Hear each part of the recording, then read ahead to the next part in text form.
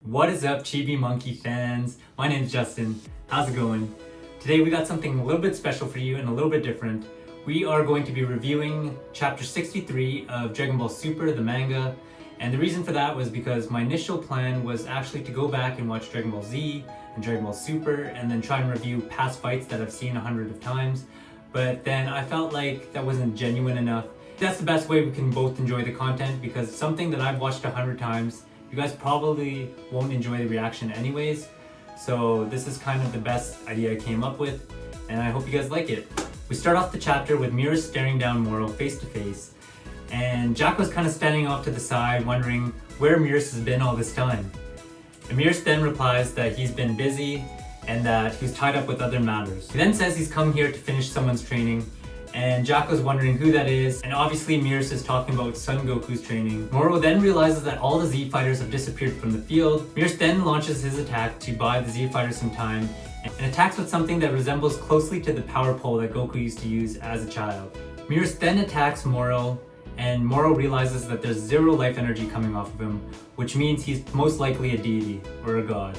The two fight for a while and look like they're on even footing, but clearly Miras is holding back, because if he goes too hard, we know that Miras will disappear into nothingness. Miras then gets a beautiful strike onto Moro's jaw, and Jocko then questions, has Miras always been this strong? He was scared that he was going to disappear because he's an angel. We pan back to the Z fighters who have just appeared in front of Dende, who are in desperate need of healing, especially Goku, who had a hole punched through his chest by Moro. Dende starts right away healing Goku, healing his chest, and Dende realizes it's going to take him a little bit more extra time because Goku has now reached God level, and that takes a lot of energy to heal someone at that rank.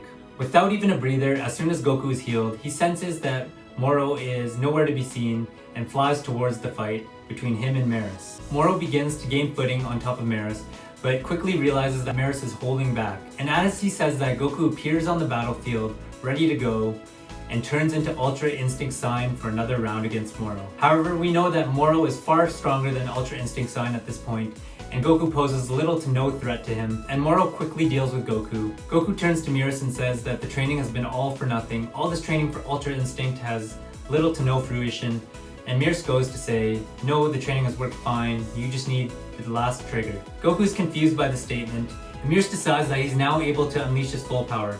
But before he does that, Moro comes out of the ground, grabs him by the neck, and Miras, realizing that he'd copied all of his abilities, realizes what a threat Moro actually is.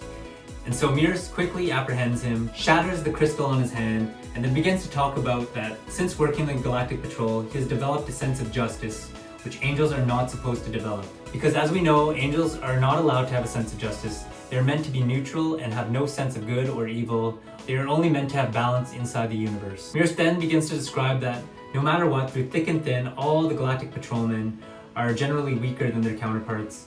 But despite that, they still go and risk their lives on a daily basis to maintain peace within the universe. After stating that, Miras then begins to fade, his body becomes translucent and see-through, and he realizes that this next attack will be his last. And Miras realizes that the next attack will be his last. Beerus and Whis come there, but even Whis knows that it's too late for Miras, as his body is already almost faded into nothingness. And as he's beginning to fly towards Moro for his last attack, he reminisces one last time about a conversation him and Goku had. He asks Goku why is it that he never wants to destroy the villain, despite them being so evil, and Goku replies simply that it's because it's more exciting for him, which is totally such a Goku response, because Goku, all he cares about at the end of the day is getting another fight, because to him, fighting is everything.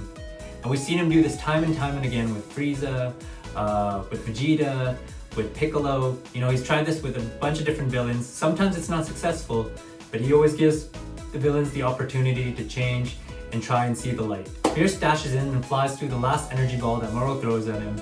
He punches Moro square in the forehead where his last crystal rests, and destroys Moro's ability to copy other abilities. With that last punch, Miras tells Goku that if he achieves Ultra Instinct now, he will be more stable than ever because of his newfound strength. With one last time, he tells Goku to protect the universe because he loves the universe and has developed a fondness for it. Just as Miras' body dissipates into nothingness, Goku begins ascending into a new transformation. Ultra Instinct, which we can assume to be the mastered version of Ultra Instinct. I have really mixed feelings about this chapter. For one, I really liked how they tried to pay homage to old series, kind of like Dragon Ball, just Dragon Ball, and also Dragon Ball Z. Dragon Ball with the power pole and all that, and Dragon Ball Z with the death of Mirrors. They kind of made it parallel the death of Krillin and the first time Goku transformed into a Super Saiyan on Namek.